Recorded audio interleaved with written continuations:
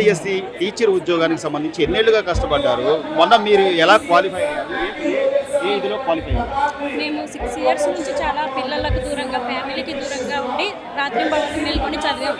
ఆ కష్టం మాకు తెలుసు. ఆ కష్టాన్ని వేరే వాళ్ళు వచ్చి ఏ ప్రూఫ్స్ లేకుండా నింద వేయడం చాలా ఇబ్బందిగా, చాలా బాధగా ఉంది. మాకు జాబ్ తెచ్చుకున్నాక ఇలాంటి నిందలు భరించడం చాలా ఇబ్బందిగా ఉంది.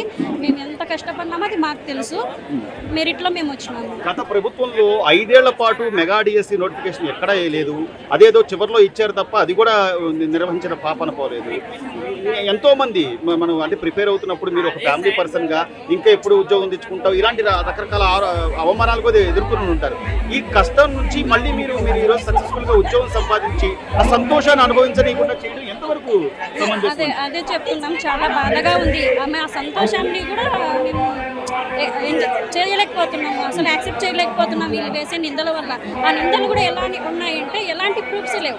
ఏదో ఒక రాజకీయ ధోరణిలో ఏదో వెయ్యాలి, నింద వేయాలి. వాళ్ళు ఎలాగో ఇవ్వలేదు, ఇచ్చిన దాన్ని కూడా ఇలా చేస్తున్నారు. సో ఈ జంజీ ఉద్యమం అని చెప్తున్నారు. ఈ ఉద్యమానికి సంబంధించి ఎక్కడైనా రిలే నిరాధ్యక్షుల్లో మీకు కనపడ్డ వాళ్ళు కానీ, లేకపోతే మీతో పాటు పార్టిసిపేట్ చేసి అంటే ఎగ్జామ్ రాసి నిజంగా రాలేదు అని చెప్పేవాళ్ళు ఎవరైనా? నేనైతే ఎవరిని చూడలేదు. ఎవరు లేరు. నాకు తెలిసిన వాళ్ళు కూడా ఎవరు లేరు. అలాంటి ఆరోపణలు ఎక్కడి నుంచి వస్తున్నాయో వాళ్ళకి తెలియదు. మేమైతే ఎక్కడ చూడలేదు, వినలేదు. ఈ సభాస్థలి నుంచి మీరేం చెప్పదలుచుకున్నారు? ఇలా ఆరోపణలు చేసే నిజం ఎప్పటికైనా బయటపడుతుంది, నిజమే నిలబడుతుంది. మా కష్టం మాది, కష్టానికి ప్రతిఫలం మాకు వచ్చింది. వేరే వాళ్ళు అన్యాయంగా వచ్చి నిందలు వేయడం కరెక్ట్ కాదు. ఏళ్ళుగా కష్టపడి ఎన్ని వందల మంది ఈ రోజున ఇక్కడ కనబడుతున్నారు. కొన్ని వేల కుటుంబాలు సంతోషంగా ఉన్నాయి, ఉద్యోగాలు వచ్చాయన్న ఆనందం. ఈ ఆనందం లేకుండా రాజకీయంగా కుట్ర నేపథ్యంలో దీని మీద ఆరోపణలు చేయడం ఎంతవరకు సమంజసం అంటారు? ఏం చెప్తారు? ఖచ్చితంగా ఇది ముమ్మాటికి కరెక్ట్ కాదని నా ఉద్దేశం అనేది. ఎందుకంటే 2014 నుంచి మేము ఎంతగానో కష్టపడి, 2014 నుంచి నేను కష్టపడినా, ఫ్యామిలీని, పిల్లల్ని అందరినీ దూరం పెట్టుకొని ఎంతో కష్టపడితే నాకు ఈ జాబ్ వచ్చింది. ఇది 3rd time నేను రాశాను. నేను ఇంత కష్టపడితే నాకు ఈ జాబ్ వచ్చింది. దీనికి వాళ్ళు ఎన్నెన్నో పుకార్లన్నీ పుట్టి చేసుకొని మేము కావాలని, లేకపోతే మేము ఏదో చేసాం, కుట్రలు పన్నామని అంటే మాత్రం ఇది మా జీవితాలు మేము ఒక్కటే కాదు, ఇక్కడ మేము రాసిన ఒక్కరం కాదు, మా కుటుంబాలన్నింటికి ఉసురు పోసుకుంటారు నన్ను అడిగితే. ఎందుకంటే మేము ఎంతో కష్టపడినాం, మేము ఏ తప్పు చేయలేదు, మేము ఎగ్జామ్ రాసినాం. ఆరోపణలో ఆధారాలు ఏమైనా ఉన్నాయా, లేకపోతే కేవలం ఒక పర్టికులర్ సెక్షన్ మాత్రమే? ఆధారాలు ఉంటే చూపించాలి కదా. ఫస్ట్ ఆఫ్ ఆల్ ఆధారాలు ఉంటే చూపించాలి కదా, చూపించి మాట్లాడాలి. ఏ ఆధారం లేకుండా వాళ్ళ ఇష్టానికి వాళ్ళు మాట్లాడేస్తున్నారు. మాకైతే ఇంతవరకు ఒక్కరు కనిపించలేదు. మా ఎదురుగా వచ్చి మేము ఇలా చేసాం, మేము ఇంత కష్టపడ్డాము, మాకైనా జాబ్ రాలేదన్న వాళ్ళు ఎవరు లేరు. కష్టపడితే జాబ్ వస్తుంది, కష్టపడలేదు కాబట్టి జాబ్ రాలేదు. ఈ రోజున వరుసగా 2వ మెగా డిఎస్సి పోస్టులకు సంబంధించి కూడా నోటిఫికేషన్లు ఇస్తున్న పరిస్థితి. గత 5 ఏళ్లలో వాళ్ళు ఒక్క పోస్ట్ ఇవ్వకపోగా ఈరోజు 2 సంవత్సరాల్లోనే నిర్వహిస్తున్న ఈ టెట్ కానివ్వండి, మెగా డిఎస్సి కానివ్వండి, నారా లోకేష్ గారిని టార్గెట్ చేస్తూ ఆయన రాజీనామా చేయమంటాం ఎంతవరకు సమంజసం?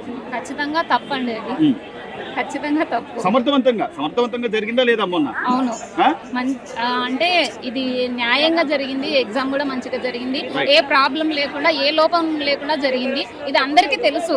తెలిసి కూడా ఎందుకు చేస్తున్నారో అది వాళ్ళకే తెలియాలి. రోజున మీ కష్టం, ఏళ్ల కష్టం, దీన్ని కూడా అపహాస్యం చేస్తూ దీన్ని కేవలం ఒక రాజకీయ కుట్ర కోణంతో చూడాలి తప్ప ఆధారాలు ఎక్కడైనా చూపిస్తున్నారా? ఈ మెగా డిఎస్సిలో అక్రమాలు జరిగాయనే దాని మీద మీ ఒపీనియన్ అండి, మీరేం చెప్తారు? అక్రమాలు ఏమీ జరగలేదండి. కష్టపడి చదివాము, కష్టపడి రాసాము. మేము రాసిన ప్రతి సెంటర్లో, ప్రతి చోట, కాలేజ్లో CCTV ఫుటేజెస్ కూడా అది కూడా చెక్ చేసుకోవచ్చు. 6 సంవత్సరాలు 7 ఏళ్ళ నుంచి కష్టపడి చదివాము. జాబ్ కష్టపడి తెచ్చుకున్నాం. ఎక్కడ కుట్రలు జరగలేదు, కానీ ఇలా ఎందుకు చేస్తున్నారో తెలియదు.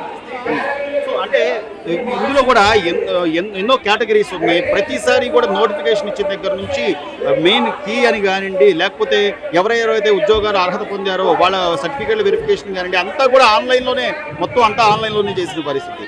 దీనిలో ఎక్కడైనా మ్యానిపులేట్ చేసే అవకాశాలు ఎక్కడ మీకు కనపడ్డాయి? లేదండి, అలా ఏం జరగలేదు. మొత్తం ఆన్లైన్ వర్క్ జరిగింది. కరెక్ట్గానే సర్టిఫికేట్స్ వెరిఫికేషన్ చేశారు.